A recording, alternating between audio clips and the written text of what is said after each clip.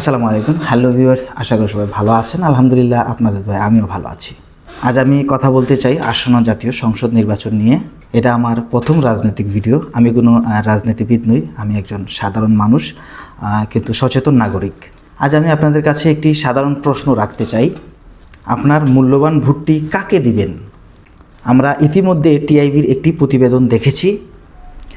জুলাইয়ের গণঅভ্যুত্থান শেষে 5ই আগস্টের পরে সহিংসতায় জড়িতদের একটি পরিসংখ্যান সামনে এসেছে।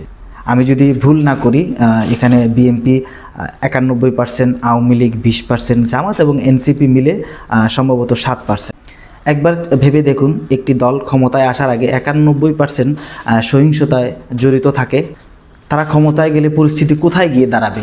আমরা অতীতে দেখেছি কোনো এক রাজনৈতিক দল নির্বাচনের আগে আমাদেরকে 10 টাকা দামের চাল খাওয়াবো এরকম বলেছে, কিন্তু বাস্তবে গত 17 বছর মানুষের রক্তের উপর দিয়েই ক্ষমতা ধরে রেখেছে। তারই ধারাবাহিকতায় গণঅভ্যুত্থান শেষে আমরা নতুন প্রতিশ্রুতি কোনো কোনো দলের থেকে শুনতে পাচ্ছি।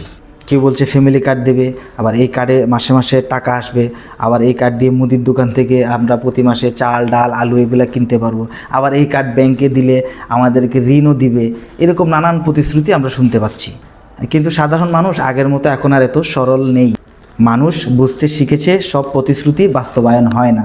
আমরা আরও দেখেছি অনলাইনে কিছু রাজনৈতিক দলের গোপন ভিডিও ভাইরাল হচ্ছে এবং হাজার হাজার কোটি টাকা ঋণ খেলাপিতে ওনারা আছেন। এগুলা কি আমাদের ভবিষ্যতের নেতৃত্বের পরিচয় বহন করে? আজ এই দেশে দরকার সহিংসতা, দখলদার, চাঁদাবাজিদের বিরুদ্ধে শক্ত অবস্থান করার, আর সেই শক্তি আসে ভোট থেকে। আপনার একটি ভোট পারে সঠিক মানুষকে সামনে আনতে। আমি একজন সাধারণ নাগরিক, আমার ভোট আমার অধিকার, এই দেশ আমাদের। তাই ভোট দেওয়ার আগে একবার নয় 10 বার চিন্তা করুন। অন্ধভক্তি নয়, সময় এসেছে পরিবর্তনের। আপনি কাকে আপনার প্রতিনিধি হিসাবে পার্লামেন্টে পাঠাবেন?